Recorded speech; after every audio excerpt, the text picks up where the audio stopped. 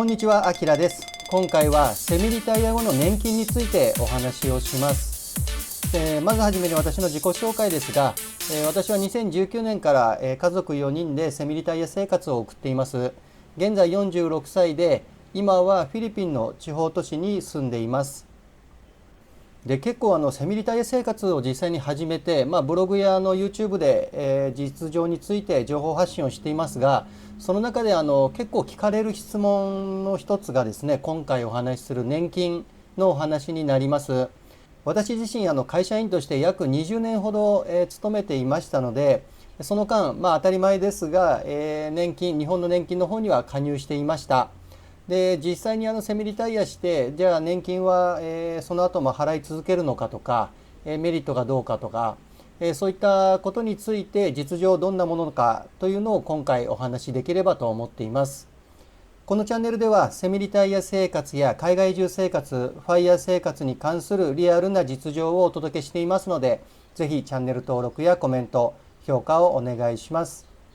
セミリタイア生活を実際に始めるとか、セミリタイアしたいと、狙っている方にとっては、日本のこの年金については、例えば自分の老後大丈夫かとか、あともらえる額が少なくて損してしまわないかとか、あと日本の年金に加入し続けるべきなのか、そもそもですね。あとは自分の個人年金とかをね、別で準備した方がいいんじゃないかとか、いろんなことを考えるかもしれません。で、私自身もこういったことは考えて、結局今自分がですね、どうしているのかというと、私は日本の年金には入っていません。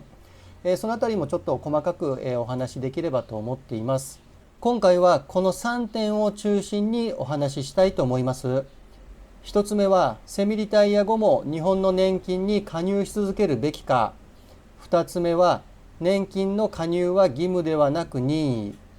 3つ目は、日本の年金のメリット。この3点になります。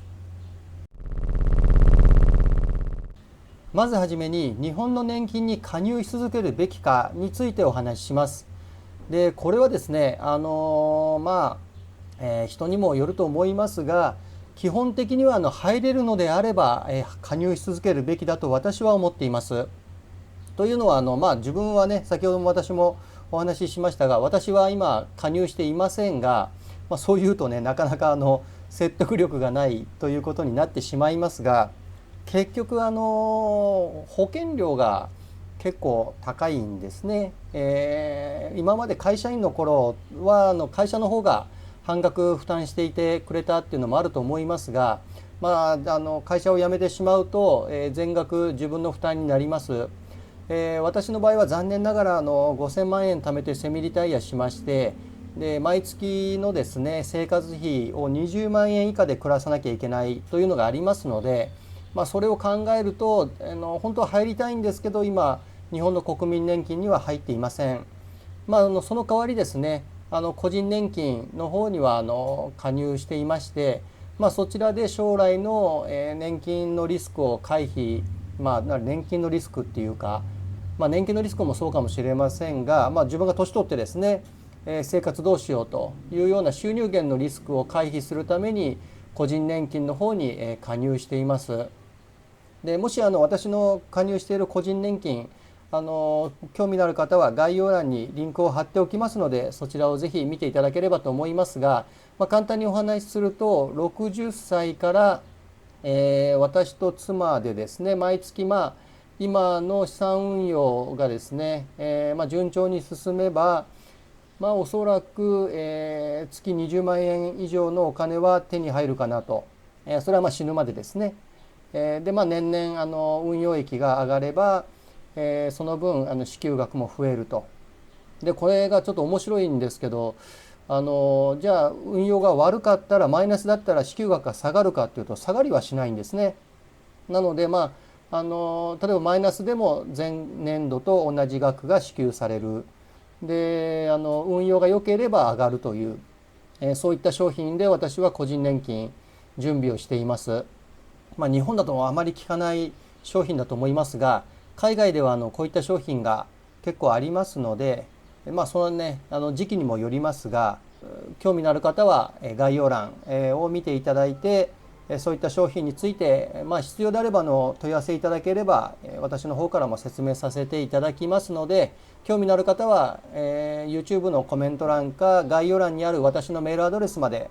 ご連絡いただければと思います。Twitter の DM にいただいても構いません。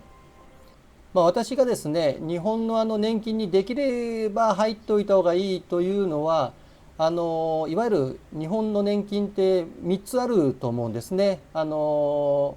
齢年金っていう年を取ったら、お金がもらえるっていういわゆる老後のためのよく言われてるやつですね。あまり評判の良くない、老齢年金で、その他に障害年金っていうのと遺族年金っていう、ものもありまして、で正直言うとそのお金をね年取ったらもらえるっていうのが65歳が70歳になるかもしれないとか、昔は60歳だったとかいろいろあって、それがどんどんね遅れて、あんま日本の年金が良くないんじゃないかっていうその、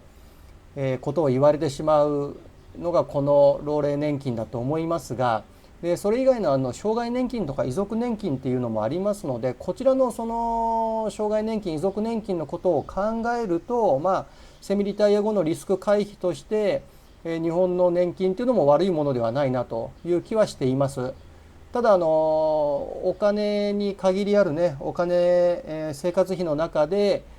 この日本の年金に入れない私みたいな人は個人年金を準備しておくということも、ありだと思いますので、その辺は自分がですねどれくらいのお金を毎月、使えるのかによって変わってくるのだとは思います。次に年金加入は義務ではなく任意についてお話しします。で日本に住んでいれば、年金っていうのは、義務になると思います。なので払わないとかね加入しないっていう選択肢はないのだと思います。ただセミリタイアをした後で、もう収入が全くありませんということになれば免除っていうのがね、なるかもしれないという可能性はあると思いますので、そのあたりは日本のですね年金事務所が多分お近くの、住まわれている町の近くにあると思いますので、そちらで自分が免除の対象になるのかと確認することをお勧めします。で私のように海外に住んでいる人ではですね、年金加入っていうのは義務ではなく任意になります。なので私はその任意で、入らないということを選んだということになりますので、そういった意味で私は今日本の年金制度には加入していません。なので、セミリタイア後にですね海外生活、特に物価の安い地域に住んで、できるだけ生活費を抑えたいっていう、私みたいな考えを持っている方であれば、生活費を抑えることもできますし、さらにその年金ですねへの加入っていうのを、日本の年金がもし危ないとか、危ないってことはないんでしょうけど、いわゆる先ほどの老齢年金、年を取ってからもらえる額が少ないんじゃないかとか、そういったことに不満がある方は海外の個人年金、私も実際やっていますが、そういった商品で運用すると、で自分で年金を用意するということを強くお勧めします。で具体的に日本の年金よりもねお得な年金、個人年金がどんなものがあるかとか、そういったものはなんていうんですかね、その海外の商品を英語で買うっていうのはなかなか厳しいと思いますので、やはり海外のねプロの、そういう保険のアドバイザーさんみたいな方を、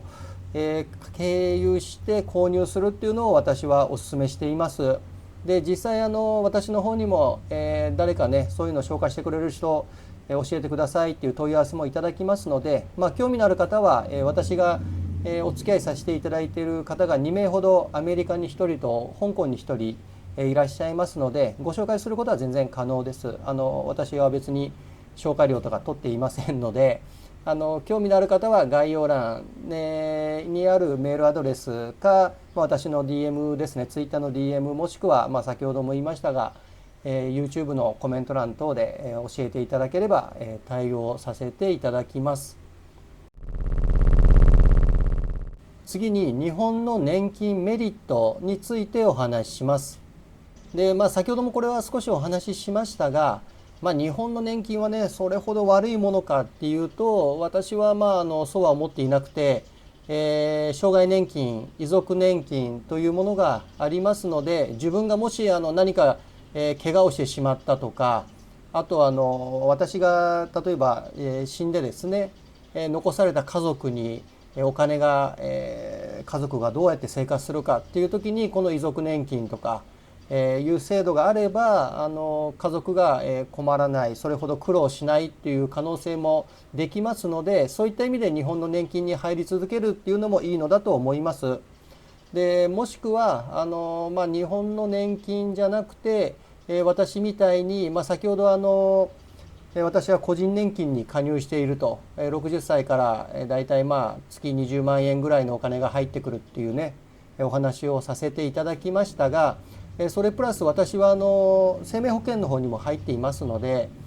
私がもし何かあって残された家族がどうやって暮らすかってなると、それなりの金額の保険が家族に入るようになっていますので、そういった自分でこういう日本のですね、障害年金とか遺族年金とか、こういったものに代わるものを準備しているという人であれば別かもしれませんが、そういった準備、海外のものもあまりどういうね商品があるかわからないし、加入するのも面倒だという方は日本の保険ごめんなさい日本の年金にですね入るっていうのも一つのメリットだと思います。でただ少しでもお得なものに加入したいということであれば、日本の年金の場合はこうだと、あと今この段階で海外の年金、個人年金の商品はこういうものがあって、あと生命保険の場合はこういうものがあってっていう、その比較っていうんですか、相見積もりじゃないですけど、そういったことをするっていうのが一番お得になれる方法だと思います。なのですごいね面倒くさいっていう方は日本の保険に入り続けるっていうのも手かもしれませんし、できるだけ得したいと考えるのであれば、日本の年金と海外の商品、保険であったり個人年金であったり、そういったところを比較するっていう作業をした方がいいのだと思います。でじゃあ具体的に日本の年金と海外の資産運用商品、個人年金であったり生命保険であったりの比較方法については、概要欄に関連のブログ記事や動画のリンクを貼っておきますので、そちらをぜひ参考にしてみてください。でもしそれ見るのがめんどくさいという方であれば、私の方に連絡先いただければ可能な限りでお手伝いさせていただきますので、ただね、私もすみません動画の編集とかいろいろやってるんで、本当に至れり尽くせりで完璧にフォローできるかっていうと、ちょっと時間との兼ね合いもあるんで、その辺はご了承いただきたいんですけど、お金をもらうということではなくて無料で対応させていただきます。最後にまとめですが、今回はセミリタイア後の年金についてお話ししました。今回具体的にお話ししたのはこの3点になります。1つ目はセミリタイア後も日本の年金に加入し続けるべきなのか。2つ目は年金加入は義務ではなく任意。3つ目は日本の年金メリット。この3点です。で日本の年金に加入し続けるべきかということは、お金に余裕があったら、入っておいた方がいいんじゃないかと個人的には思います。ただ私の場合は今月20万円で家族4人暮らしていますので、残念ながら日本の年金の保険料をですね払い続けるっていう余裕がないもんですから、今は加入していません。将来的にこの YouTube とかですね、別の事業で何かお金、例えばブログの収入とかでですね、お金がある程度保険が払えるような収入を得られるようであれば、日本の保険にもごめんなさい、日本の年金にも加入したいなとは思っています。次に年金加入は義務ではなく任意についてですが、私のように海外に住めば日本の年金加入は義務ではなく任意になります。なので入っても入らなくてもどちらでもいいということになりますが、日本に住んでいれば基本的に年金の加入は義務になります。ただ収入によってですね、収入額によって免除という扱いになったりということもありますので、そのあたりについては自分の実情をですね、お近くの年金事務所に行って相談すれば、どういったものがあるのか相談に乗ってもらえますので、そちらをぜひお勧めします。ただ確か年金事務所は予約先にしておかないとダメだっていう時もあったと思いますので、そのあたり年金事務所のですねホームページ検索すると出てきますので、そちらをぜひご覧ください。で最後に日本の年金メリットについてですが、こちらはですね、年を取った時にお金をね、年金をもらえるっていうあまり評判が良くないですが、老齢年金の他にですね、障害年金とか遺族年金とか呼ばれるものもありますので、日本の年金に加入しておけば、何かね自分が障害が残ってしまうようなことがあったり、あとは自分がね先に死んでしまってで残された家族のために年金が支給されるという、そういう遺族年金みたいなものもありますので、そういったところをメリットとして捉えれば日本の年金にもメリットはあるのだと思います。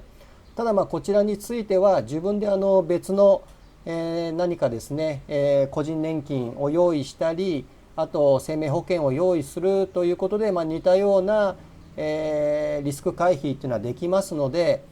興味のある方、あと少しでもその得をしたい、損をしたくないという方であれば、闇雲にその日本の年金に加入するということだけではなくて、もしかしたらその海外の商品、海外の個人年金とか海外の